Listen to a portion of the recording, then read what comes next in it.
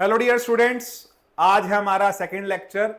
हमने कल चैप्टर किया फोर्स और फोर्स में किया रोटेशनल मोशन और रोटेशनल मोशन में हम पहुंचे टॉर्क पर। टॉर्क का मतलब होता है moment of force. Moment of force करने के बाद आज हमने उसके एक दो न्यूमेरिकल्स भी करने हैं और मोमेंट ऑफ फोर्स करने के बाद फिर हम आ गए किस पर, कपल पर। कपल हमने किया, बहुत सारे एग्जाम्पल्स भी कल हमने लिए थे। बॉटल का एग्जाम्पल लिया था, की का एग्जाम्पल लिया था, कार के स्टीयरिंग का एग्जाम्पल लिया था। मोमेंट ऑफ फोर्स के लिए हमने दरवाजे का एग्जाम्पल लिया था और भी बहुत सारे एग्जाम्पल लेकर के हम चले थे। नाउ ये मूवमेंट यूज कहां होता है, इस मूवमेंट को अब हमने समझना है कि इसके यूजेज कहां पर है। तो यूजेज समझने से पहले हमको एक बात समझनी है कि व्हाट इज इक्विलिब्रियम। इक्विलिब्रियम क्या होता है? तो भैया इक्विलिब्रियम समझने के लिए आपको ये चीज समझनी होगी कि जब ऑब्जेक्ट पर, मैं पहले हिंदी में समझा लेता हूं फिर इंग्लिश में बोल लूंगा, कि एक ऑब्जेक्ट पर एक से ज्यादा फोर्सेस लग रहे हों लेकिन उसके बावजूद ऑब्जेक्ट या तो इधर इट इज इन रेस्ट और it is moving with the constant velocity, that condition is called equilibrium. Again I will repeat, क्या कहता है? When a body remains in state of rest under the influence of several forces the body is in static equilibrium. और हम यहां कहते हैं कि इन state of rest, और एक और चीज आती है इन स्टेट ऑफ कांस्टेंट वेलोसिटी। क्योंकि यहां मैं एक चीज और ऐड करना चाहूंगा, सिर्फ रेस्ट नहीं है यहां पर। मैं कहना चाहता हूं कि बुक्स सिर्फ रेस्ट देती हैं। हम ये कहते हैं कि if the object is moving with constant velocity तो उस केस को भी हम क्या बोलते हैं? इक्विलिब्रियम। स्टैटिक इक्विलिब्रियम में state of rest, dynamic equilibrium में state of motion, constant motion. When a body remains in the same state of motion, translational और rotational, under the influence of several forces, the body is said to be in dynamic equilibrium. तो equilibrium में आप दोनों बातें add करेंगे, static भी और dynamic भी, दोनों की बात ऐड करेंगे। लेकिन जब आप लेकर के चलेंगे केस स्टैटिक इक्विलिब्रियम का तो उसका मतलब ऑब्जेक्ट एट रेस्ट है, और अगर डायनामिक इक्विलिब्रियम का केस लेकर के चलेंगे तो वहां object is moving with constant velocity. तो अब आती बात क्या है कि स्टैटिक इक्विलिब्रियम का एग्जांपल क्या लें। तो एग्जाम्पल हमारे पास बहुत सारे हैं, जैसे यहां पर इसने दे दिया स्केल का एग्जाम्पल। एक स्केल ले लिया, एक साइड आपने कुछ वेट रखा है, एक साइड पर कुछ ऑब्जेक्ट्स रखी हैं, and the system is in equilibrium, equal दोनों साइड पर, clockwise anti clockwise both side उसका इक्विलिब्रियम है। तो उसको हम क्या बोल देते हैं? केस को हम बोल देते हैं स्टैटिक इक्विलिब्रियम। स्टैटिक इक्विलिब्रियम का बहुत सारे एग्जाम्पल आपको मैं देता हूं। पहला केस आता है, जैसे आप लोगों ने देखा होगा, कभी करना मत, करने की कोशिश भी मत करना, but you must have seen कि कई बार क्या होता है कि रोड किनारे दो रोप्स बांधी जाती हैं और रोप्स के ऊपर एक पर्सन खड़ा होता है, हाथ में एक बैम्बू लेकर के खड़ा होता है, या फिर वो कोई बच्चा होता है वो बैम्बू लेके खड़ा होता है, वो अपने आप को क्या कर रहा होता है? बैलेंस बना रहा होता है। तो वो बैलेंस बनाना, रुके में balance banana, that is static equilibrium. अब सवाल आता है बैम्बू क्यों रखा जाता है? तो बैम्बू इसलिए रखा जाता है ताकि अगर हम इधर को गिर रहे हो तो इसको इधर कर लें, इधर को गिर रहे हो तो इधर कर लें, लेकिन उसके बावजूद हम पूरे अपने आप को क्या रखें? स्टेट ऑफ रेस्ट में रखें, दैट इज स्टैटिक इक्विलिब्रियम। उसके साथ साथ जब वो पूरा स्टेट ऑफ रेस्ट पर आ जाते हैं देन दे स्टार्ट मूविंग, बहुत स्लोली मूव करते हैं। वो जब स्लोली मूव करते हैं that is dynamic equilibrium. But case is कि अगर दोनों साइड का, अब यहां खोल ही देते हैं बात को, कि अगर क्लॉकवाइज मूवमेंट और एंटी क्लॉकवाइज मूवमेंट ऑब्जेक्ट की इक्वल होती है तो फिर उस केस में स्टैटिक या फिर डायनामिक इक्विलिब्रियम का केस आता है। तो यहां पर स्केल के केस में भी clockwise movement, anti clockwise movement दोनों इक्वल होते हैं। चाहे वो रोप पर चलना है, किसी वॉल पर चलना है, मैं फिर कह रहा हूं ये कभी करके नहीं देखना, वो लोग एक्सपर्ट्स होते हैं उस चीज के अंदर करने के लिए, उनके पास अपने सिस्टम होते हैं। हम लोगों ने नहीं करना, बट हम तो समझा रहे हैं कि कोई पतली सी जगह पर कोई चल रहा है तो वो कौन सा केस है? Static equilibrium. अगेन एक और एग्जांपल, थोड़ा सा पेरेंट्स को लगेगा कि ये बता क्यों रहे हैं, बताना भी नहीं चाहिए ये वाली, लेकिन बच्चे सब कर लेते हैं। कई बार क्या होता है, साइकिल पर बच्चे, वो बच्चा एक दूसरे से कहता है, देख मैं बिना चलाए साइकिल को मैं रोक के दिखाता हूं और मैं पैर भी जमीन पे नहीं रखूंगा, पैर ऊपर रखूंगा। तो फिर वो थोड़ा टेढ़ा मेढ़ा हो करके, देख मैं 30 सेकंड तक, मैं 35 सेकंड तक, 40 सेकंड तक, 1 मिनट तो मैंने भी देखा है, एक बंदा था वो साइकिल पर ऐसे ही रहता था और साइकिल दोनों साइड क्या रहती थी? इक्विलिब्रियम में। तो इक्विलिब्रियम का मतलब when object is not moving, clockwise movement, anti clockwise movement, सारे फोर्सेस का जो सम है वो जीरो है, क्लॉकवाइज मूवमेंट और एंटी क्लॉकवाइज मूवमेंट इक्वल है, तो उसको हम क्या बोलते हैं? Static equilibrium. और स्टैटिक के बाद जब मैं आता हूं डायनामिक इक्विलिब्रियम का मतलब कि ऑब्जेक्ट, उसके अंदर बहुत सारे फोर्सेस हैं, कभी ध्यान से देखिए, डायनामिक इक्विलिब्रियम के बहुत ज्यादा इंपॉर्टेंट एग्जांपल्स बताऊं। कभी आप एक एरोप्लेन की लैंडिंग देखें, एरोप्लेन का टेक ऑफ देखें, मैंने माना कि उस टाइम पे उसकी वेलोसिटी बढ़ रही होती है, लेकिन उसका बैलेंस समझिए, क्लॉकवाइज एंटी क्लॉकवाइज, एक साइड भी ज्यादा नहीं एक साइड भी कम नहीं, बिल्कुल इक्वल रहता है और उसके बाद वो पूरा का पूरा सिस्टम उड़ता है। स्टैटिक इक्विलिब्रियम नहीं है वो, कौन सा है? डायनामिक इक्विलिब्रियम है।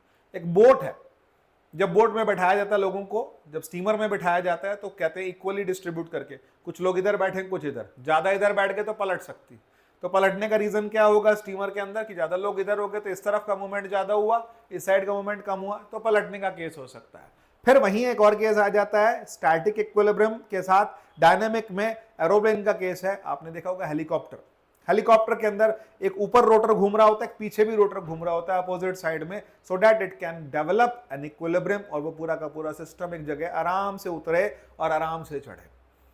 ये केसेस किसके हैं? इक्विलिब्रियम के। कार जब चल रही है तब भी, और अगर आप देखें, कभी आप देखो सुबह सुबह जब दूध वाला आता है ना, खूब सारे, इधर भी बहुत सारे कंटेनर होते हैं, इधर भी बहुत सारे कंटेनर होते हैं, और वो आराम से बाइक चला रहा होता है। पहले राजदूत एक बाइक आती थी, उसी पर दूध आता था, फिर कुछ लोग बुलेट पे, फिर उसके बाद अलग अलग, लेकिन इधर भी बहुत सारे दूध की ठेकियां लगा रखी, इधर भी लगा रखी, दूध भी भर रखा है, लेकिन उसके बाद वो अपने आप को उसने बैलेंस कर रखा है। ये बैलेंस क्या है? ये स्टैटिक नहीं है, ये डायनामिक इक्विलिब्रियम। जब वो चल रहा है तो डायनामिक है। स्टैटिक बहुत देर तक डेवलप करना मुश्किल होता है, लेकिन डायनामिक इक्विलिब्रियम बहुत ईजी होता है। आप एक्टिवा पर जा रहे हैं, किसी का व्हीकल पर जा रहे हैं, टू व्हीलर पर जा रहे हैं, साइकिल पर जा रहे हैं, तो साइकिल पर चलाते टाइम आपने क्या बैलेंस किया हुआ है? आपने इक्विलिब्रियम मेंटेन किया है दोनों साइड पर, आप आराम से साइकिल चला पाते हैं। चलते टाइम साइकिल किस पर है? इक्विलिब्रियम में है। तो इक्विलिब्रियम के लिए और एग्जाम्पल तो आते रहेंगे, जैसे एग्जाम्पल दिया है, एक क्लाउड है, और क्लाउड के अंदर क्या है? बहुत सारी वाटर ड्रॉपलेट्स हैं, पूरा का पूरा सिस्टम है, और वो पूरा का पूरा मूव कर रहा है कांस्टेंट वेलोसिटी से, तो तब भी क्या है? इक्विलिब्रियम है। चलिए, इक्विलिब्रियम हमने समझाया। इक्विलिब्रियम की कंडीशन क्या होती है? तो भाई इक्विलिब्रियम की कंडीशन होती है, और या फिर प्रिंसिपल ऑफ मूवमेंट्स क्या कहता है? प्रिंसिपल ऑफ मूवमेंट्स कहता है कि according to principle of movements the sum of, क्या कहता है? Clockwise movement sum of anti clockwise movement equal होता है। मैं इसको थोड़ा समझा लेता हूं आपको। मान लीजिए कोई स्केल है आपके पास, और स्केल में एक साइड पर एक ऑब्जेक्ट लगी है, इसका वेट W1 है, डिस्टेंस L1 है। दूसरा केस, ऑब्जेक्ट W2 है और डिस्टेंस कितनी है? L2 है। तो कहता है according to principle of movements clockwise movement is equal to anti clockwise movement, so that I can write W1 into L1 is equal to W2 into L2। लेकिन यहां एक और बात आई, सम की बात कर रहे थे सर आप, मैं सम वाला केस भी समझा देता हूं। सम वाला केस कैसे रहेगा कि मान लिया स्केल बड़ा है और स्केल में एक साइड पर आपने ज्यादा वेट रखा हुआ। दो केसेस हैं, दो छोटे छोटे वेट्स हैं, W2 और W3। डिस्टेंसेस हैं L2 और L3। Clockwise movement is equal to anti clockwise movement, W1 into L1 is equal to W2 L2 plus W3 L3। Clockwise movement और एंटी क्लॉकवाइज मूवमेंट्स के सम क्या आ रहे हैं? आपस में इक्वल आ रहे हैं। इधर का मूवमेंट और इधर का मूवमेंट दोनों का सम इक्वल आ रहा है। This is called dynamic.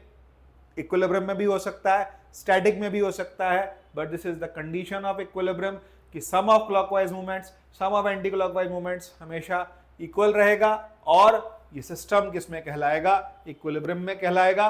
और यहां पर इसको हम बोलते क्या हैं? Principle of movements. ये वर्ड आता है हमारे पास, principle of movements. Let's move to next part.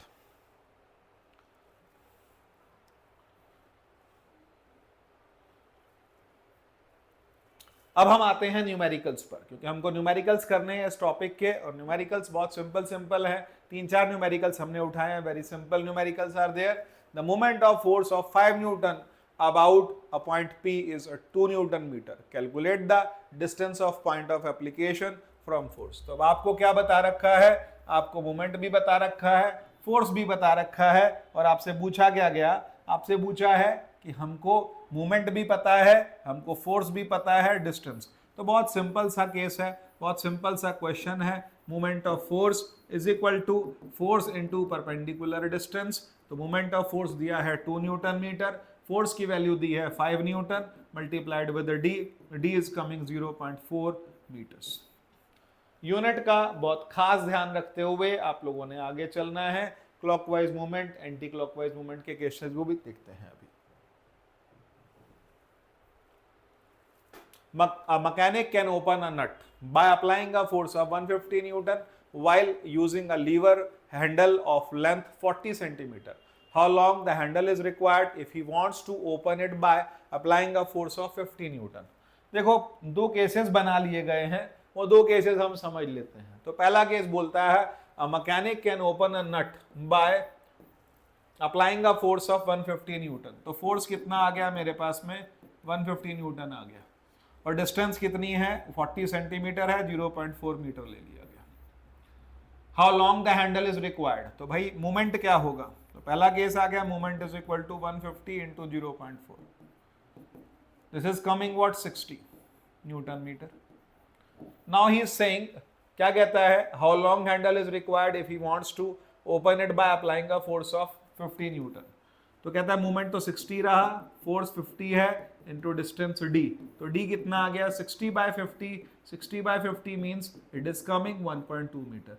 अगर आपके पास फोर्स कम हो गया तो आपसे क्या मांगा गया है, डिस्टेंस ज्यादा आएगा। डिस्टेंस बढ़ाएंगे, ये बात हमने कल भी डिस्कस की है, डिस्टेंस बढ़ाएंगे फोर्स क्या होगा, कम हो जाएगा। नेक्स्ट केस पर आते हैं, let's move to the next case, question number 3 पर आते हैं। वो कहता क्या है, ये भी आसान क्वेश्चन है कि हमारे पास में force, moment of force of 10 newton about a fixed point is 5 newton metre, calculate the distance O from the line of action of force. तो भाई आपको अच्छे से पता है, ये बहुत बेसिक क्वेश्चन है आपका, जिसमें आप मोमेंट ऑफ फोर्स को लेकर चलते हैं। थोड़ा सा डिफिकल्ट क्वेश्चन उठाते हैं, थोड़ा डिफिकल्ट केस कंसिडर करते हैं और उससे आगे के क्वेश्चंस को लेते हैं।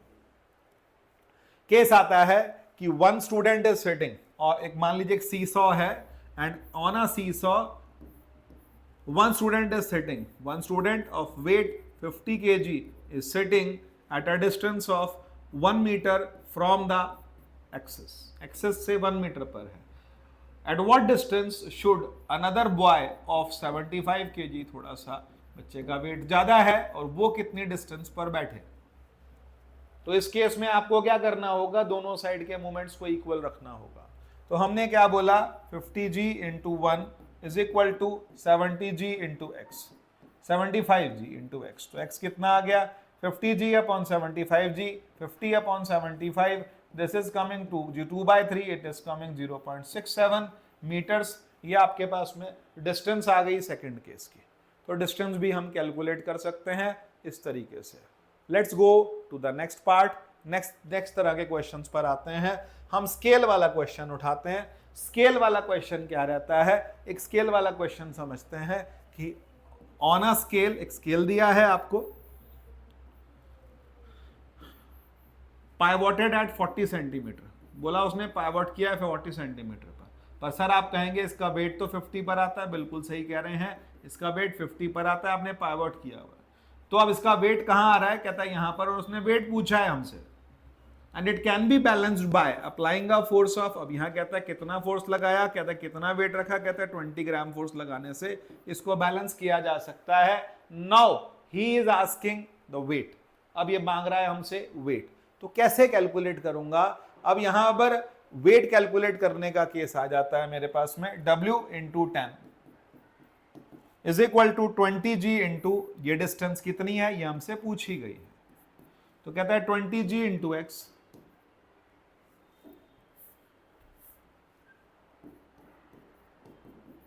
तो मैं x कैसे कैलकुलेट कर पाऊंगा। अब वेट हमारे पास एक पार्ट दिया हुआ है और वेट के साथ साथ ये डिस्टेंस भी पता है हमारे को, लेकिन हमसे पूछा क्या है, हमसे पूछा है कितनी डिस्टेंस पर। तो मान लिया हमारे पास वेट दिया हुआ है और वेट भी आपको 10 ग्राम फोर्स दिया हुआ है, तो आप डिस्टेंस निकाल सकते हैं। दूसरा केस है कि अगर आपको डिस्टेंस दी हुई है तो आप वेट कैलकुलेट कर सकते हैं। थैंक यू, अभी के लिए इतना ही, और अब इसके बाद हम पहुंचते हैं नेक्स्ट टॉपिक पर। नेक्स्ट पार्ट आता है हमारे पास centre of gravity, which we will discuss in the next class. Thank you.